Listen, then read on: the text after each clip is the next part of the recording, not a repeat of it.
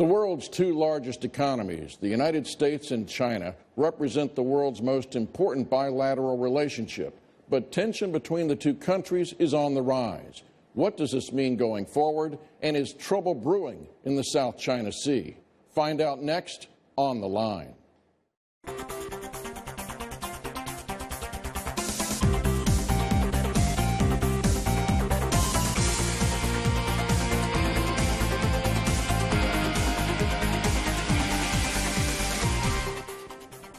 This is On the Line. I'm Philip Alexio, sitting in for Aisha Tanzim.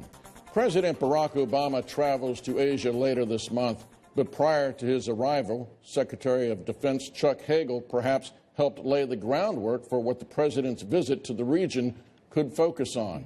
In Hagel's recent trip to China, he highlighted a rapidly expanding effort between the U.S. and Chinese militaries to boost ties despite growing regional disputes.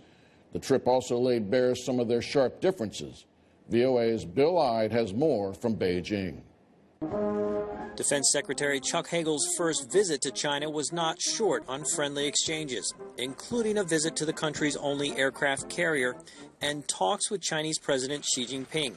But although the two sides talked cooperation, they also openly locked horns over territorial disputes in the region. Secretary Hagel bluntly challenged Beijing's decision late last year to declare an air defense zone over disputed islands in the East China Sea, also claimed by Japan. Every nation has a right to establish air defense zones, but not a right to do it unilaterally with no collaboration, no consultation. That adds to tensions, misunderstandings, and could eventually add to and eventually get to dangerous conflict. Chinese Defense Minister General Chang Wanquan responded in kind, noting territorial issues are a core interest for China. On this issue, we will make no compromise, no concession, no trading. Not even a tiny bit of violation is allowed. At China's National Defense University, Hagel spoke with officers about the need for transparency as a way to avoid misunderstandings. Taking questions later, one officer voiced concerns that Washington is taking sides in the region to stir up tensions and block Beijing's military rise. Washington denies it is trying to contain China, but the Brookings Institution's Jonathan Pollock says the United States has adopted a somewhat harder line in how it addresses these issues in the region.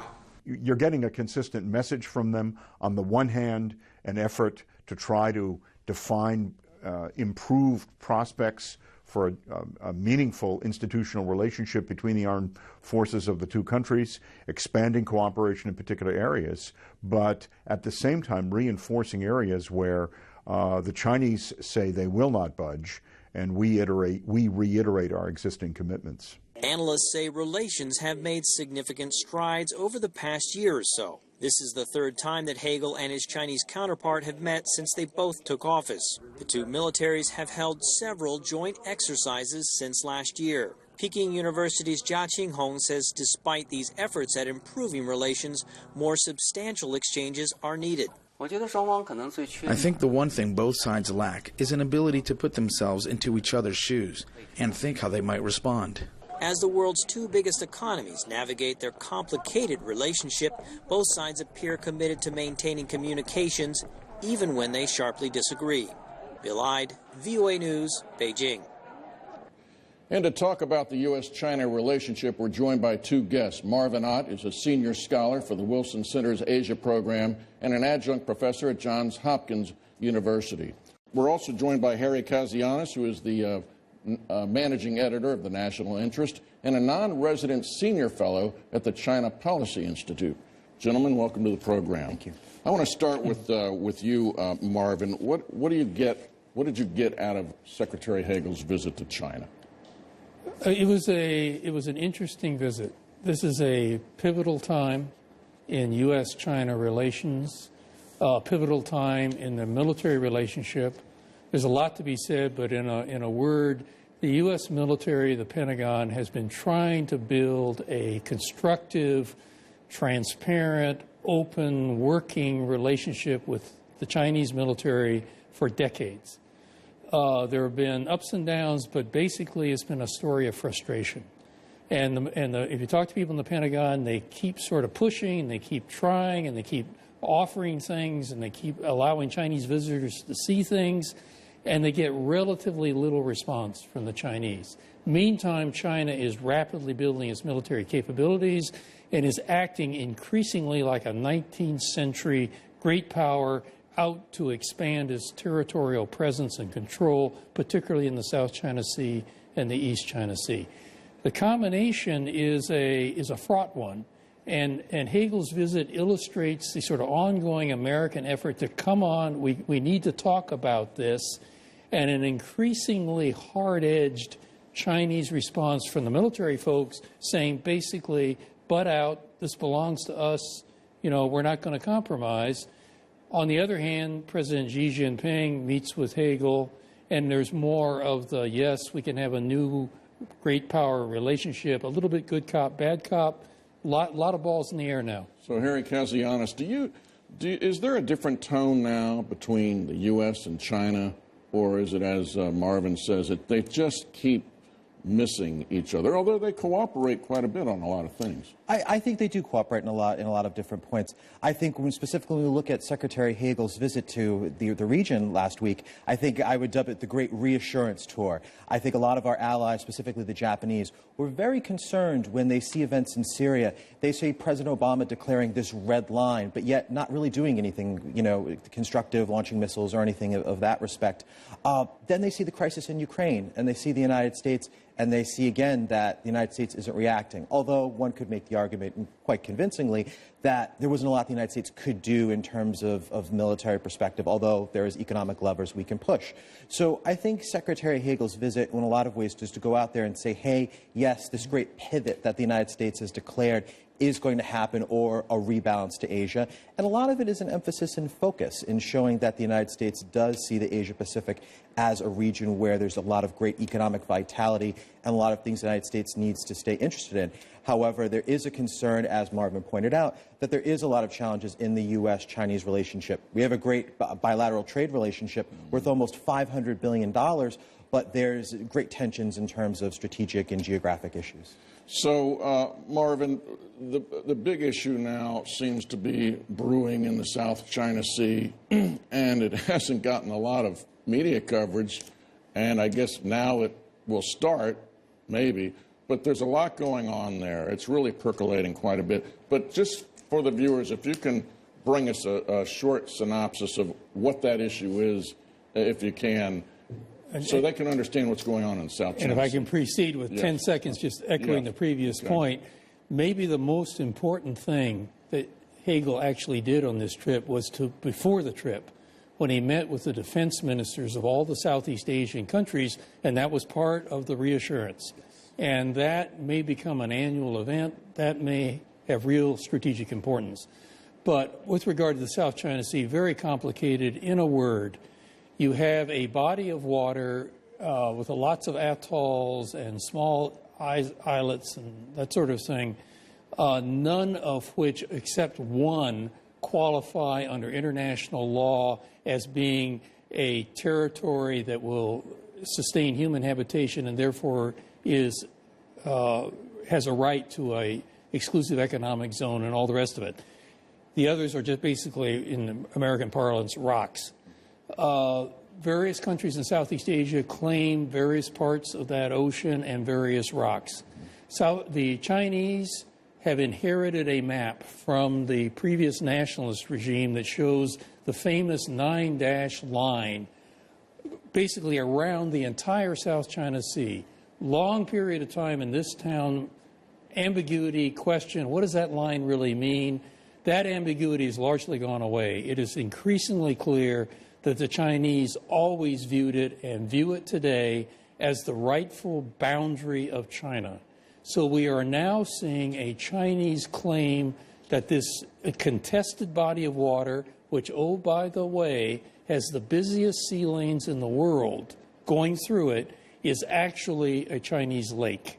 And China is increasingly building the military capacity, air and maritime, naval, to enforce that claim. And that's the environment in which Hagel's visit has occurred. And very quickly, before we go to a break, there's a big case now before, if I can get the International Tribunal for Law of the Sea, which is very important, between the Philippines and China, because they had a skirmish. Yes. And how significant is that case? And we can pick it up in the back end here. But. Sure. I mean, it is pretty significant. I think the term that the Philippines is using is called lawfare, because they can't use warfare to try and disrupt Chinese claims. Back in 2012, the Chinese essentially captured what's called Scarborough Shoal, which is a little island inlet, which is, I think, only 100 miles off the coast of the Philippines. So obviously much closer to the Philippines and not very close to China. So this is one of the levers that the Philippines can actually use to try and reassert their maritime rights. Now, whether if they win the case, if the Chinese would back down or back off, it remains to be seen, really. All right. We're going to continue our discussion with Marvin Ott and Harry Katsianis. When we come back, we'll take a short break. I'm Philip Alexio. You're watching On the Line. What we do is bring viewers the stories behind the stories. We are able to touch on things that are important to people. You name it, we talk about it. The issues that we discuss are pertinent to most people on the African continent.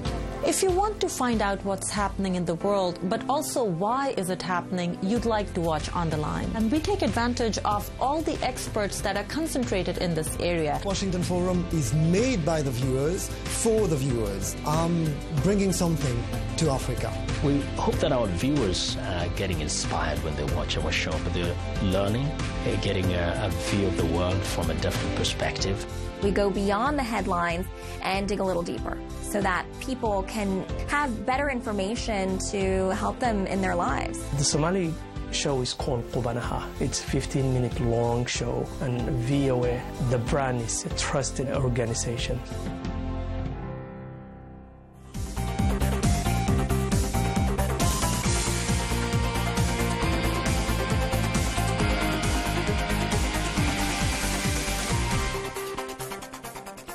Welcome back to On the Line. I'm Philip Alexio. We're talking about U.S.-China relations. Our guests are Marvin Ott, senior scholar for the Wilson Center's Asia program and an adjunct professor at Johns Hopkins University, and Harry Katsianis, managing editor of the National Interest and a non-resident senior fellow at the China Policy Institute. And I want to pick it back up where we left off here in the first half. That now, this issue between the two, the Philippines and China, there is going to be a ruling, presumably by the International Court of the Seas, whatever you want to call this. But, and if that ruling comes out in favor of the Philippines, what then happens? Because would China even honor it? That is the thing. I mean, in my own analysis, I don't think the Chinese would honor it. I think it'd be a great moral victory for the Philippines, and I think it would be a great moral victory for all the other nations who have claims in the South China Sea. However, does this change the facts on the ground? No. I mean, the Chinese, as Marvin had pointed out, are developing a world-class military, a military that is really designed to keep the United States out of East and the South China Sea area if a crisis were to occur. So we have to look at the facts of the ground and say to ourselves, you know, this is a great moral victory, but is it changing any of those dynamics? And unfortunately, the answer is no.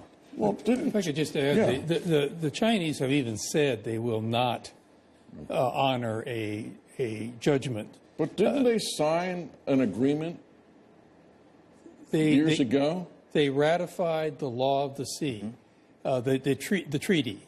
UNCLOS is the acronym. Yes. And UNCLOS provides for dispute resolution through a arbitration process. The Philippines is trying to avail themselves of that, but most arbitration processes, you have to have both parties agree. The Philippines, and I'm not a lawyer, but I'm told they're actually been very clever how they've formulated their case. They found a way to make the legal argument that does not allow China to say, we won't participate, therefore this is null and void, and in fact it will proceed, and there may in fact be a judgment. Then the question would be, and I generally agree with Harry, but the question would be, a judgment would in effect say to the international community, to the world, that the Chinese claim, the 9-dash line, has no standing under international law. The Chinese say every half hour we have indisputable sovereign rights Now, here would be an international tribunal saying, no, you don't. Now, what the consequences of that will be remains to be seen, but it will certainly have some kind of reverberation.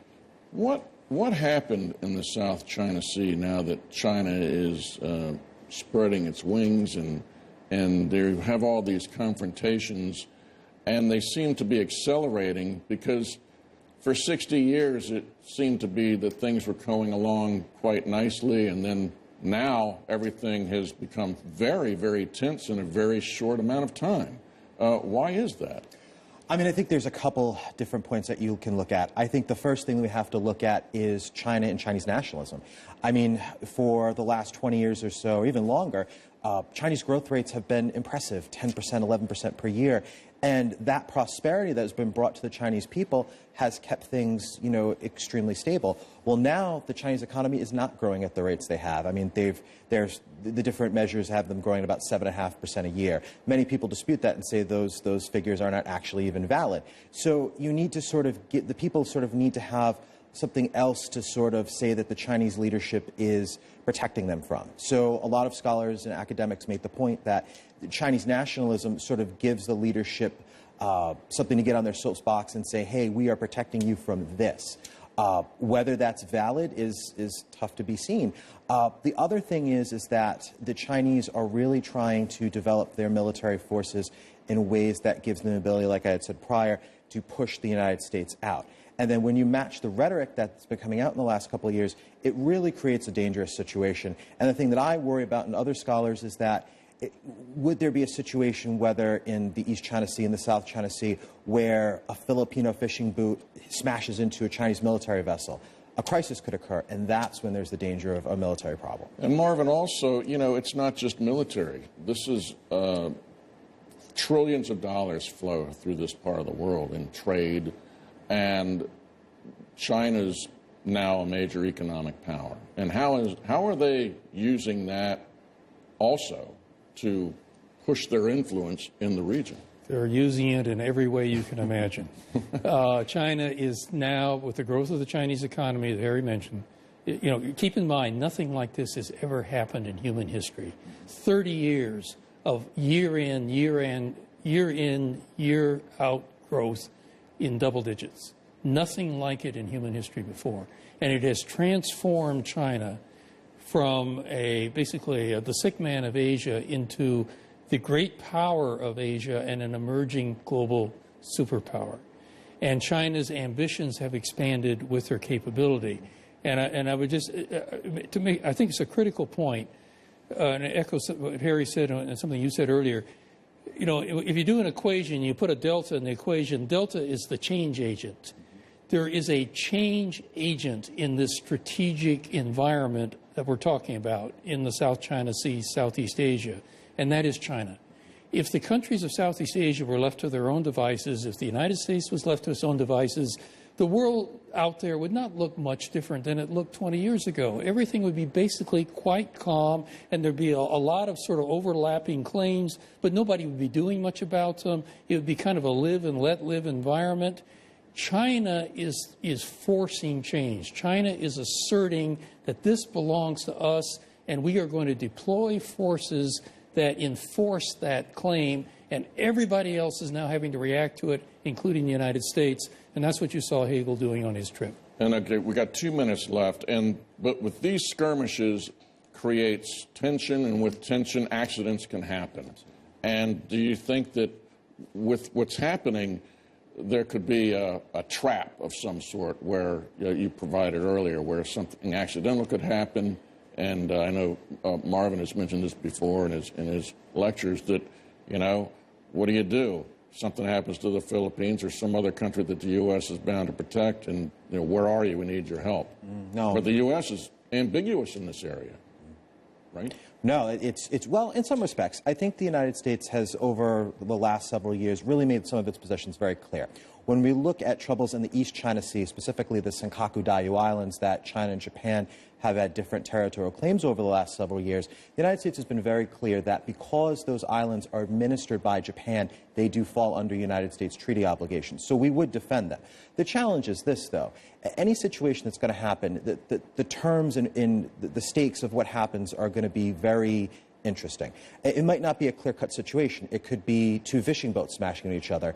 However, if it's something much more clear where a Japanese jet were to hit a Chinese jet, some of that happened in 2001 off Hainan Island, a U.S. and Chinese jet, excuse me, would the United States jump in to help its Japanese ally? I think in most situations we would provide a lot of supporting roles, but it really depends on what happens next between those two parties. If both parties were to urge calm and sort of try to dialogue and try to cool tensions, I think things would work out well, but I think this is the danger. Well, time flies when you're having fun. Boy, I wish we had a whole lot more time because this is a topic that deserves a lot more discussion. That's all the time we have for today. I want to thank our guests, Marvin Ott, Senior Scholar for the Wilson Center's Asia Program and Adjunct Professor at Johns Hopkins University, and Harry Kazianis, Managing Editor of the National Interest and a non-resident Senior Fellow at the China Policy Institute. And thank you for joining us. Please send us your questions or comments or watch our past shows on our website, voanews.com/ontheline. We look forward to hearing from you and hope you'll join us again next week for another episode of On the Line. Wherever you are, Voice of America is on air, reaching more than 130 million weekly, worldwide, in more than 40 languages. Online, social media and breaking news from around the world. On the go, dozens of new features on popular platforms with new apps and trending topics. Voice of America, on air, online, on the go.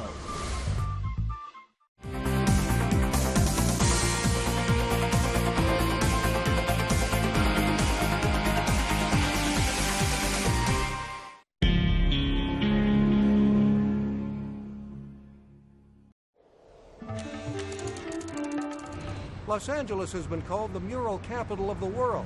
I'm Mike O'Sullivan, VOA's West Coast Bureau Chief, and I went out in the streets to have a look at some of the murals. Check this out.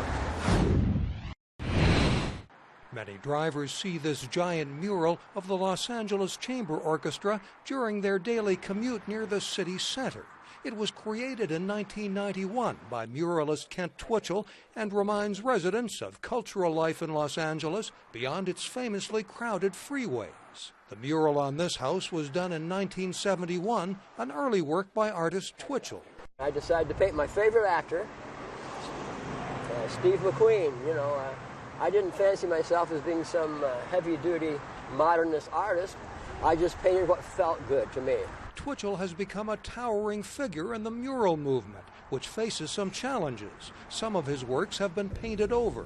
I was so naive. I thought I was living in Florence and that people would just appreciate it and love it, but that it didn't turn out to be the case in many instances, and a lot of the great LA murals are gone now. Some historic art has been restored. Leslie Rayner of the Getty Conservation Institute says the 1932 mural of Mexican artist David Alfaro Siqueiros on LA's historic Olvera Street was painstakingly conserved. It was once painted over because some civic leaders objected to the artist's message. He painted this very controversial image of a crucified central figure with an eagle looming above him and some revolutionaries aiming their rifles at the eagle. The Siqueiros mural would inspire later muralists who have taken up their brushes since the 1960s. Artist Lydia Emily conveys a social message with her wall art in a homeless neighborhood called Skid Row. Nearby, she told the story of a victim of sexual trafficking named Jessica. I did an interview with Jessica where I learned her entire story, how she was kidnapped, how she was sexually trafficked for her whole life, how she was rescued, how she became who she is today. And then I tried to paint the narrative. The artist says this mural sends a message of hope. Los Angeles officials, once hostile to street art, have embraced it, if it's done with the permission of the property owners. And recently, officials loosened regulations on street murals in an effort to bring even more art, color, and culture to the city. Mike O'Sullivan, VOA News, Los Angeles.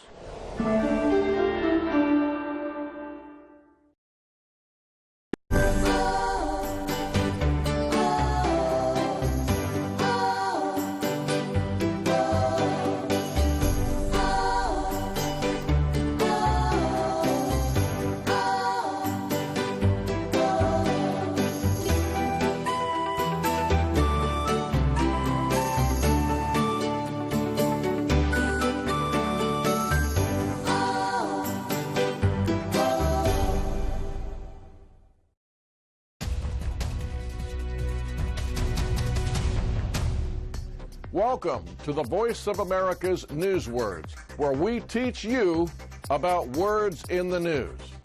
Today's word has to do with criminal charges and the courts. The indictment that the grand jury returned today charges the defendant with numerous counts, among them conspiracy to use a weapon of mass destruction resulting in death and using a weapon of mass destruction resulting in death. An indictment is a list of charges against someone after he or she has been arrested for a crime. It details what the person will stand trial for in a U.S. court of law. Now, when you hear the word indictment, your English will be good enough to know what this news word means.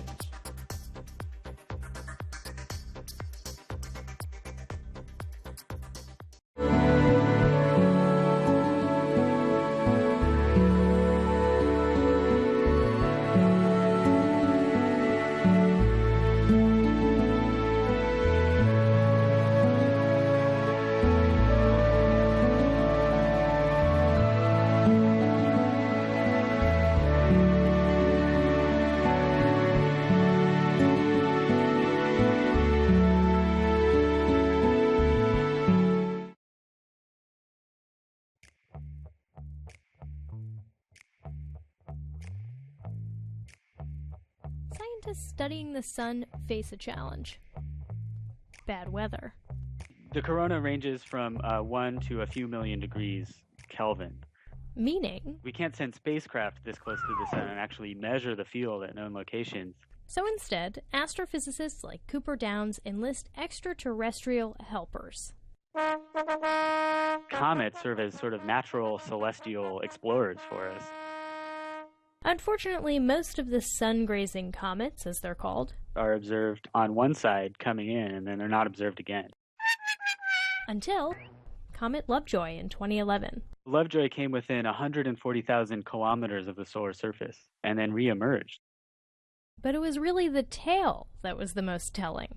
We noticed right away that the motion of the tail seemed to wiggle back and forth. See the tail shake? That wiggle is caused by the sun's magnetic field. The charged particles coming off the comet are moved around by the magnetic field lines they're encountering. Basically, this is indicating the local direction of the magnetic field in the corona. And measuring the magnetic field of the corona is actually notoriously difficult. We see plasma emission, and that can be very obvious when we look at structures like coronal loops. But what researchers really want to understand is the full magnetic field structure of the sun, and in particular at the corona low down. Downs is trying to map the magnetic field through this computer model. The orange and blue lines represent predicted magnetic field lines, and the pink line is the comet's path. So this is what the comet saw, and that sort of shows you what the local magnetic field looked like.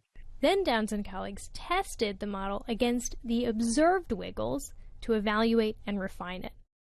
Getting a good model has implications at home too, by the way, because the magnetic field is involved in space weather, which affects us here on Earth. It can cause currents to be induced along power lines and disturb satellites and communication grids. The idea is that understanding the sun better could help with space weather forecasting.